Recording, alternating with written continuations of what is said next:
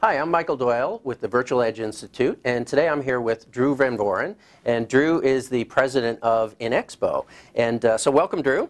Thanks for having me, Mike. You bet. So I wanted to take a little bit of time because Drew gets the opportunity to see events all across every industry, every different kind of application out there, and it's not often that we get a chance to really get that perspective. So Drew, maybe you could just tell us a little bit about one of the hot areas that I think is really going to be important at the event, the Virtual Edge Summit, is these perpetual environments, 365 engagements. What are you seeing customers out there doing with that right now? Yeah, Mike, it's interesting. We're seeing a trend very similar to that where a lot of our clients and our prospective clients really have strategies to keep their communities together.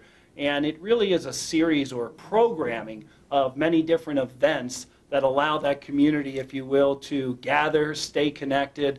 I mean, the first one in the marketplace that we've had the pleasure and opportunity to work with is Cisco Live, which started out as a hybrid with an event at the Moscone Center that brought thousands of people online. Today, I don't want to misquote the number, but it's definitely 50,000 people or more are gathered. And anytime you go to that event, which is available to the public, anytime you go to the event, you'll see, hundreds of people that are in that event all the time, communicating, waiting for the next event. So now there's 6 to 8 different types of events. There's Ask the Expert types of opportunity, and we see that trend happening in many places. Prior to your event, PCMA, PCMA is going to hold their first virtual event. They've got a pep rally that's going to open up. I believe it opens up at the end of next week. And for their annual meeting, they'll have a hybrid event. But that event will never close. So one of the opportunities that PCMA is helping us with is really understanding how to communicate to an audience and how to communicate often. Chapter meetings, regional meetings, semi-annual meetings. It's just a way to reach and communicate more often to a broader audience. Well, that's great. And so I want to switch focus a little bit, stay on the perpetual environments, the 365 environments, but outside of the event industry and the association where, it's a great model for that, especially with the chapters and member benefits that can be delivered in that 365 environment.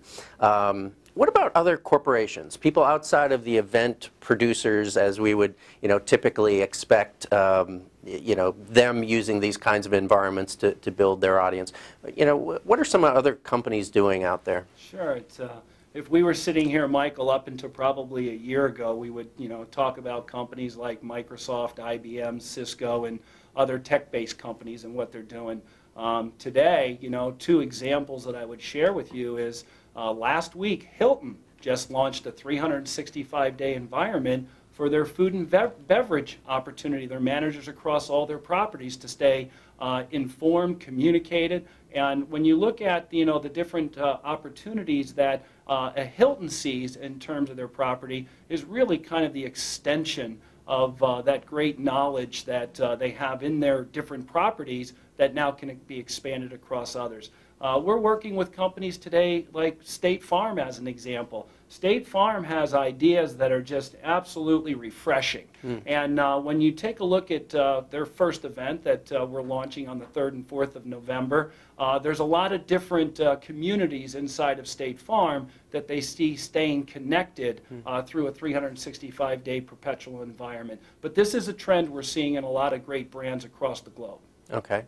So any other trends that you're seeing out there right now that are impacting the industry, such as the perpetual environments? Yeah, I see the most important trend. When we first got started, going out and talking to different organizations and companies, we went straight to the event planners. And today I'm happy to say that the ecosystem is properly falling in place.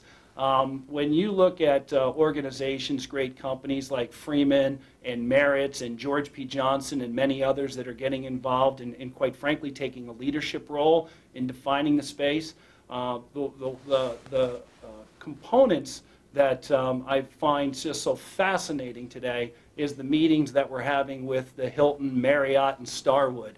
So, as Hilton's using the technology for communication internally, there's just been a lot of great conversation with the event planning industry, PCMA, the hotels themselves, for how to extend the conversation and the reach for every great brand, every great meeting that they have at their facility. So I think 2011 is going to be an inflection point because the players that have stepped into the market are the ones, quite frankly, that have all the knowledge about how to have companies like our technology and others really perform for value to these different communities. Wow. So do you think we'll get to the point, maybe not in 2011, but at least start in 2011, where the venues themselves will be able to offer this, come in, hold your physical event and plug in, and, we'll handle the virtual aspect for you? It's well underway. Oh, it is? It's well underway. Wow, wow. Well, that's exciting. So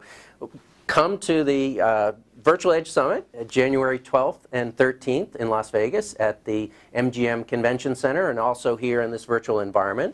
And I just want to say thank you very much to Drew for joining us and sharing some insight out there. Thanks, Michael. Okay.